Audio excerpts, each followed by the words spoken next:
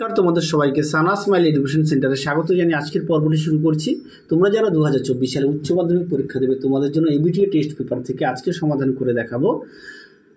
রাষ্ট্রবিজ্ঞান বিষয়ে পেজ নম্বর হচ্ছে 221 আর 201 আর 221, এই দুটো পেজের তোমাদের সমাধান করে দেখাবো, যার এমসিকিউগুলো দেখাবো। হ্যাঁ, চলো দেরি না করে মূল বিষয়ে যাওয়া যাক। আর আগের পেজগুলো তোমাদের আগের ভিডিওতে সমাধান করে দেওয়া আছে, তোমরা যারা এখনও দেখোনি আমাদের প্লে লিস্টে গেলেও পেয়ে যাবে। চলো দেখো 201 নম্বর পেজটি আমরা সমাধান করে দেখাবো। প্রথম প্রশ্ন কী আছে দেখো, ঠান্ডা লড়াই শব্দটি প্রথম ব্যবহার করেন, এটা উত্তর হবে বার্নার্ড বারুচ। পরে দেখো 2 নম্বরের প্রশ্ন কী আছে, প্রথম জোট নিরপেক্ষ শীর্ষ সম্মেলন অনুষ্ঠিত হয় বেলগ্রেড। পরের প্রশ্ন দেখো কী আছে, 3 দাগের একটি পশ্চিমী অর্থনৈতিক জোটের নাম লেখো, এটা উত্তর হবে অপশন এ ন্যাটো। পরেরটা দেখো 4 দাগের কী আছে, ভারত পাকিস্তান কার্গিল যুদ্ধ অনুষ্ঠিত হয়, এটা উত্তর হবে 1999 সালে।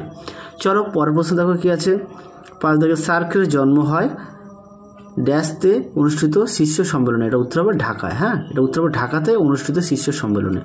পরের প্রশ্ন দেখো কী আছে, 6 দাগের মালদ্বীপের রাজধানী হলো, এটা উত্তর হবে মালে। পরের প্রশ্ন দেখো কী আছে, 7 দাগের সম্মিলিত জাতিপুঞ্জ প্রতিষ্ঠিত হয় 1945 সালে। চলো পরের প্রশ্ন দেখো কী আছে,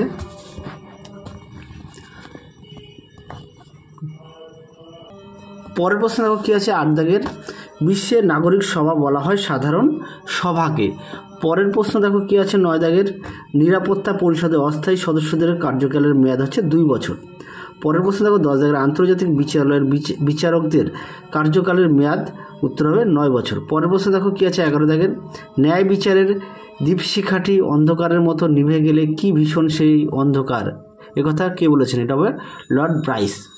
পরের প্রশ্ন দেখো 12 দাগের কী আছে, মার্কিন যুক্তরাষ্ট্রের আইনসভাকে বলা হয় কংগ্রেস।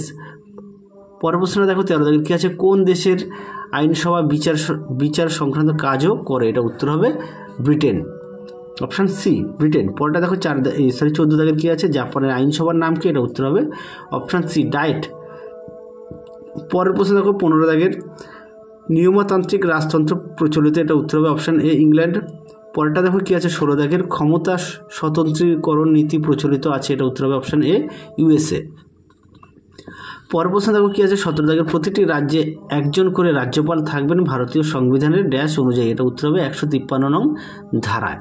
পরের প্রশ্ন দেখো 18 দাগের কী আছে, ভারতের তারকামণ্ডলীর মধ্যে চন্দ্র হিসাবে চিহ্নিত হলেন, এটা উত্তর হবে প্রধানমন্ত্রী। পরের প্রশ্ন দেখো কী আছে, 19 দাগের কোন বিধানসভার সর্বনিম্ন সদস্য সংখ্যা হতে পারে, এটা উত্তর হবে অপশান বি 60।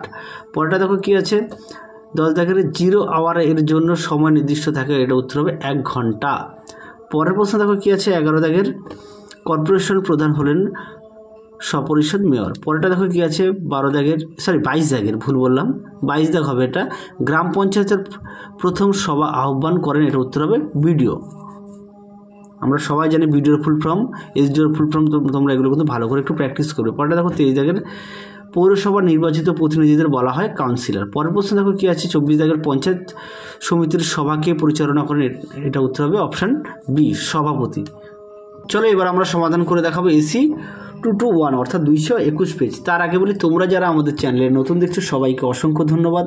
এখনও যারা আমাদের চ্যানেলটি সাবস্ক্রাইব করোনি তোমাদের কাছে আমাদের বিশেষ অনুরোধ, আমাদের চ্যানেলটি সাবস্ক্রাইব করে পাশে থাকা বেল আইকনটি অল করে দেবে, তাহলে যখনই নতুন কোনো ভিডিও পাঠাবো সবার আগে তোমাদের কাছে নোটিফিকেশান পৌঁছে যাবে। আর ভিডিও যদি ভালো লাগে ছোট্ট একটা লাইক দিও, তোমাদের প্রিয় বন্ধুদের কাছে অবশ্যই শেয়ার করো, তাহলে তারাও খুবই উপকৃত পাবে। চলো প্রথম প্রশ্ন কী আছে দেখো, এসি 221-এর 1 দাগের প্রশ্ন হচ্ছে, ঠান্ডা লড়াই শব্দটি প্রথম ব্যবহার করেন, এটা উত্তর হবে অপশান সি বার্নার্ড বারুচ।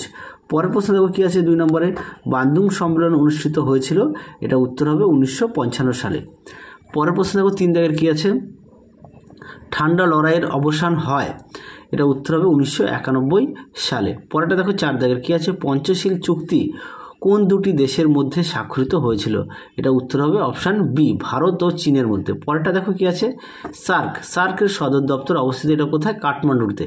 আর তোমরা কিন্তু সার্কের ফুল ফর্মটা ভালো করে জেনে যাবে পরীক্ষায় বানান সহকারে, ঠিক আছে। চলো পরের প্রশ্ন দেখো কী আছে, ন্যাটোর ফুল ফর্মটা একটু জেনে যাবে। ন্যাটো কবে গঠিত হয়, এটা উত্তর হবে 1949 সালে 4 এপ্রিল, অপশান বি। হ্যাঁ, পরেরটা দেখো কী আছে, পরের প্রশ্ন 7 দাগের আন্তর্জাতিক আদালতের বিচারপতির সংখ্যা কটি? এটা উত্তর হবে 15 জন। পরের প্রশ্ন দেখো 8 দাগের কী আছে? নিরাপত্তা পরিষদের স্থায়ী সদস্য সংখ্যা হলো অপশান এ 5 জন। পরেরটা দেখো কী আছে? সাধারণ সভাকে কূটনীতিবিদদের সম্মেলন বলেছেন, এটা উত্তর হবে কি? অপশান বি সুম্যান। পরেরটা দেখো কী আছে?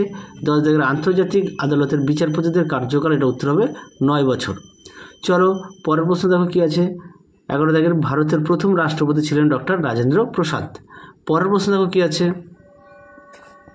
12 দাগের অর্থ বিল উত্থাপিত হয়, এটা অপশান এ লোকসভায়। পরের প্রশ্ন দেখো 13 দাগের কী আছে? বিধানসভার সদস্য হতে গেলে ন্যূনতম বয়স হতে হয় 25 বছর। কত বছর? 25 বছর।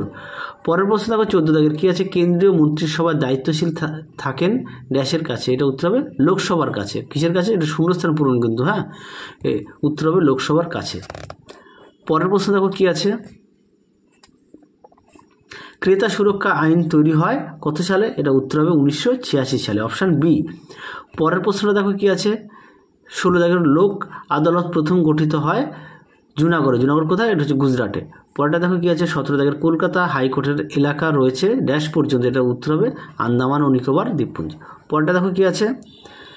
18 দাগের পশ্চিমবঙ্গের ন্যায় পঞ্চায়েত প্রতিষ্ঠিত হয় কত সালে? এটা উত্তর হবে এখনও প্রতিষ্ঠিত হয়নি। পরেরটা দেখো কী আছে? 19 দাগের কোন ধারা বলে সুপ্রিম কোর্ট মৌলিক অধিকার রক্ষা লেখ জারি করে? এটা উত্তর হবে 32 নং ধারা।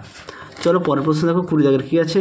হাইকোর্টের বিচারপতিদের অবসর গ্রহণের বয়স হলো 62 বছর। পরের প্রশ্ন দেখো কী আছে? 21 দাগের প্রতিটি গ্রাম পঞ্চায়েতে 5 থেকে 30 জন। পরেরটা 30 জন সদস্য নিয়ে গঠিত। পরেরটা দেখো কী আছে? 22 দাগের পঞ্চায়েত সমিতি হলো পঞ্চায়েতের রাজ ব্যবস্থার স্তর, এটি উত্তর হবে অপশান বি দ্বিতীয়। পরের প্রশ্নটা দেখো কী আছে? 23 দাগের কর্পোরেশনের আমলাতান্ত্রিক প্রধান হলেন, এটা অপশান বি কমিশনার। পরেরটা দেখো কী আছে? 24 দাগের পৌরসভার নির্বাচিত সদস্যদের বলা হয় কাউন্সিলর। তাহলে তোমাদের দুটো সেট আমরা সমাধান করে দিয়েছি এই ভিডিওতে। তার আগেও তোমাদের ছোট্ট দিয়ে একটা গুরুত্বপূর্ণ কথা বলি, তোমরা কিন্তু বড় প্রশ্নের ক্ষেত্রে অবশ্যই বাড়িতে মুখস্থ করে না দেখে লিখবে। বড় প্রশ্নগুলো যদি মুখস্থ করে বাড়িতে লেখো, তার গুণটা কি আমি একটু বলে দিই। সেটা হচ্ছে, দেখবে ওই প্রশ্নের উত্তরটা তোমাদের অনেক দিন মনে থাকবে এবং হাতের লেখা পরিষ্কার হবে, বানান ভুল হবে না। একটি বড় প্রশ্ন মিনিমাম 2 থেকে 3 বার লিখবে, ঠিক আছে? একটি বড় প্রশ্ন মিনিমাম 2 থেকে 3 বার লিখবে। এর ফলে কী হবে? আমরা পরীক্ষায় অনেক সময় আমাদের হয় কি, যে আমাদের হাতে আমরা উত্তরটা জানা আছে, কিন্তু পরীক্ষায় আমরা সমস্ত প্রশ্নের উত্তর কভারেজ করে আসতে পারি না। কেননা আমরা সঠিক সময়ের মধ্যে সেগুলো লিখতে পারি না। এর জন্য কি আমাদের হাতের লেখার স্পিডটা বাড়াতে হবে। তার জন্য কি করতে হবে? আমাদের যদি তোমরা না দেখে বাড়িতে যদি না দেখে লেখো, দেখবে এমনি তোমাদের এটা অটোমেটিক হয়ে যাবে। সেই কারণে বলছি, অবশ্যই না দেখে লেখো। পরীক্ষা দেখবে তোমরা সঠিক সময়ের মধ্যে সম্পূর্ণ প্রশ্নের উত্তরগুলো সমাধান করে আসতে পারবে। আর তোমাদের স্কুলের স্যারেরা যেগুলো দিয়েছেন সেগুলো পড়বে।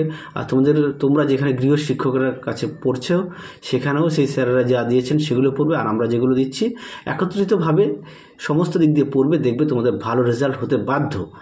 তোমাদের বারবার বলছি, বড় প্রশ্নগুলো অবশ্যই না দেখে বাড়িতে লেখা প্র্যাকটিস করো। এখনও হাতের সময় আছে, তোমরা না দেখে লেখো। আর সঙ্গে কিন্তু অবশ্যই পাঠ্য বইটা খুঁটিয়ে পড়বে, তাহলে দেখবে শর্ট কোশ্চেনগুলো আটকাবে না, ঠিক আছে? প্রতিটা বিষয়ে চেষ্টা করবে পাঠ্য বইটা খুঁটিয়ে পড়ার জন্য। যখনই সময় পাও পাঠ্য বইটা একটু রিডিং পড়বে। তাহলে চলো আজকের মতো এখানে সমাপ্ত করছি। আবার দেখা হবে পরবর্তী ভিডিওতে খুব শীঘ্রই। দেখতে থাকো আমাদের চ্যানেলটি। চলো তোমরা সবাই সুস্থ থেকো, ভালো থেকো, টাটা। বাড়িতে পড়ো, অযথা সময় নষ্ট করো না।